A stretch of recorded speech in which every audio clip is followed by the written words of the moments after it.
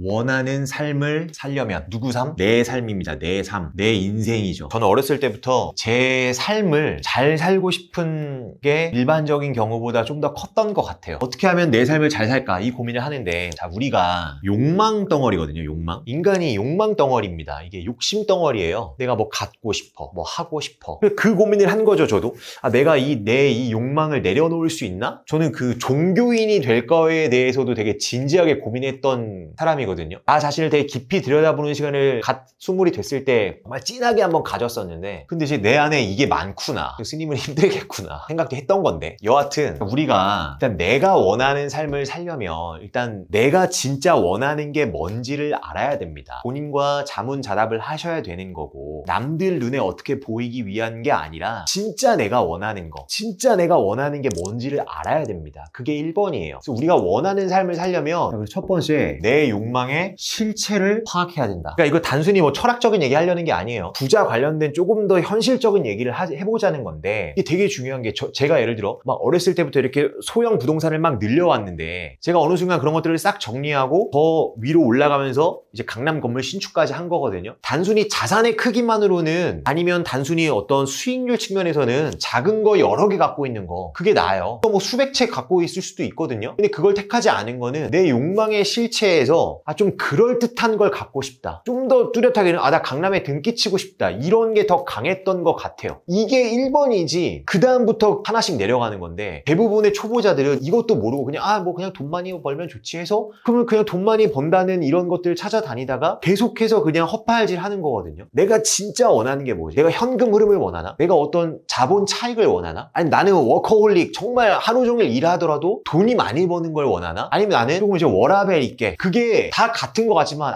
다 돈 많으면 되는 거 아니에요 라고 하지만, 그래도 미세하게 다릅니다. 본인이 원하는 거를 정말 냉정히 파악하는 게 1번이에요. 좀 더 구체적으로 가볼까요? 나 좋은 아파트 살고 싶어. 나 서울 새 아파트 살고 싶어. 아니면 예를 들어 뭐 나는 경제적 자유를 얻고 싶어. 이게 달라요. 내가 이 서울 아파트 신축을 살겠다는 건 그만큼 담보대출을 받겠다는 거고, 매달 원리금이 나가요. 나는 계속 일을 해야 되는 거예요. 근데 내가 원하는 거는, 사실 나는 경제적 자유였어. 나는 그냥 회사 생활 안 하고 뭐 한 달 제주도 한 달 살기, 그러니까 디지털 노마드처럼. 그게 내가 원하던 진짜 욕망의 실체야. 그게 사람마다 다르다니까요. 이걸 안 하고 그냥 마냥 돈 많이 벌면 좋겠지 하면은 되게 불행해질 확률이 높다. 나는 경제적 자유를 원하는 사람인데 이것만 보고 갔어. 이 투자법이 달라요. 이게 본인이 원하는 거면 현금 흐름을 만들어야지. 아니면 다주택의 길을 가서 매달 월세까지는 아니더라도 전세 인상분을 받는 투자를 해야지. 근데 내가 이걸 원하면 흙 뿌려서는 이걸 갈 수 있는 게 아니에요. 그렇게 서울 신축 아파트가 만만해요? 내가 갖고 있는 자산의 대부분을 넣으면서 레버리지를 일으켜야 살 수 있는 건데. 그래서 이런 것들, 내 욕망의 실체 파악을 정확히 해야 됩니다. 왜냐면 이 시간, 돈, 에너지는 한정되어 있어요. 한 번에 다 얻을 수 없어요. 그래서 이게 가장 중요합니다. 가장. 그 다음 이거를 파악했어. 그러면 사실 반은 다 끝난 거예요. 왜? 내가 엉뚱한 곳에 시간, 돈, 에너지 쓰지 않을 거니까. 그래서 이제 뭘 해요? 이제는 뚜렷한 명확한 목표를 설정해야 됩니다. 목표. 자, 그럼 이 욕망의 실체를 기준으로 해서 목표가 서울에 25평짜리 신축 아파트에 실거주 하겠다. 숫자가 들어가야죠. 5년 이내에 항상 대상과 숫자, 기간이 나와줘야 돼요. 그냥 신축 아파트 살고 싶어요, 이거는 목표가 아니다. 내가 5년 이내에 하겠다. 그럼 마포의 25평 신축 아파트가 얼마인지를 먼저 알아야겠죠. 이게 지금 얼마예요? 지금 한 15억 정도 합니다. 15억. 이제 30평대가 이제 20억 찍으니까. 그럼 15억 한다. 그럼 여기서 이 캐쉬를 다 모을 수 있나요? 다 모을 필요 없어요. 그렇게 실고자 하는 사람 없습니다. 15억에서 그냥 보수적으로 뭐 생애 최초 같은 경우 80%도 나오고 하지만 DSR 부분이 있으니까 그냥 뚝 해서 절반, 그럼 한 7, 8억이죠. 그럼 부대 비용해서 한 8억이라고 할게요. 8억. 자, 그럼 지금 7억 세이브 된 거예요. 이제 15억이 아니고 8억. 8억을 5년 동안 모아야 되는 겁니다. 그럼 1년에 한 1억 5천 정도씩은 모아줘야 되는 거예요. 내가 지금 1년에 1억 5천은 당연히 벌고 있어야겠죠. 이 과정에서 현실감이라는 게 생긴다. 메타인지라는 게 생긴다. 단순히 의지의 반영이 아닌 한 발을 땅에 딛고서 내가 저거를 비벼볼 만한가 아닌가. 이해되시죠? 이런 과정들. 그럼 여기서 이제 내가 사업을 하고 있어, 자영업하고 있어. 그럼 내가 연 매출을 얼마를 내줘야 되는구나. 근데 내가 혼자 싱글이야. 그럼 내가 월급으로는 답이 없으니까 또 다른 나의 파이프라인을 만들어야 되는구나. 아니면 또 다른 사람 결혼을 해서 맞벌이를 한다든가. 그것도 나름 현실적인 전략이죠. 그런 식으로 해서 목표 설정을 조금 더 조정이 들어가줘야 되는 거예요. 여기서 이 자체가 너무 과하면 이루어질 수 없기 때문에 그게 단순히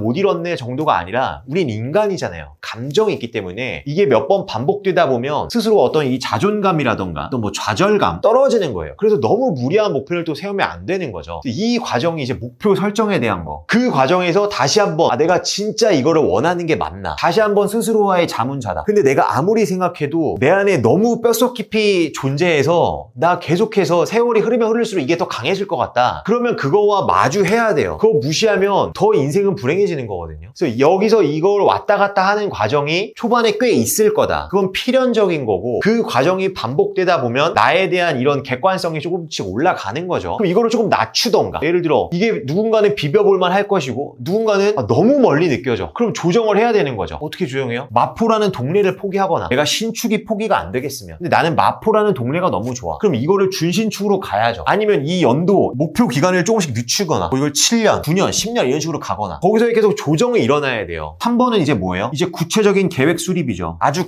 구체적이면서도 치밀한 계획 수립이 있어야 된다. 그럼 예를 들어 내가 뭐 1년에 5천을 벌어. 그럼 나머지 1억을 어떻게 벌 건데? 어떻게가 나오는 거예요, 어떻게? 그럼 내가 혼자 5천을 벌면 그럼 둘이 같이 벌어야죠. 결혼해야죠. 내 배우자가 5천을 벌어. 그리고 예를 들어 우리가 또 부업을 해서 5천을 번다. 그렇게 해서 1년 1억 5천을 만든다. 그러니까 이게 이 과정이 별거 아닌 것 같지만 이거를 하나하나 계산기를 두드리는 사람과 그냥 서울 새 아파트 살고 싶어. 청약이나 넣어볼까? 이런 사람은 이걸 아주 세밀하게 짜야 돼요, 세밀하게. 인생 계획대로 되지 않죠. 근데 이 그림이 있어야 된다. 자, 그런 말씀 드렸어요. 내 목표가 에베레스트를 오르는 거야. 그러니까 내가 걷다 보면 그냥 뒷동산 오를 수 있겠죠. 근데 걷다 보니 에베레스트까지 왔다. 이런 건 없어요. 내 애초의 목표 자체가 에베레스트를 오르겠다. 그럼 굉장히 세밀한 훈련 계획이 필요한 거죠. 그럼 또 그 앞단에 에베레스트 왜 올라야 돼? 그럼 남들이 보기에 멋있어 보여서? 그걸 해야만 하는 본인의 강력한 어떤 욕망의 실체, 어떤 이유, 이게 있어야 돼요. 이 과정입니다. 이 과정. 그리고 이 모든 걸 결정짓는 실행. 결국은 실행이다. 그리고 이거를 살다 보면 뭐 어떠한 변수들이 생기겠죠. 하지만 어찌됐건 그냥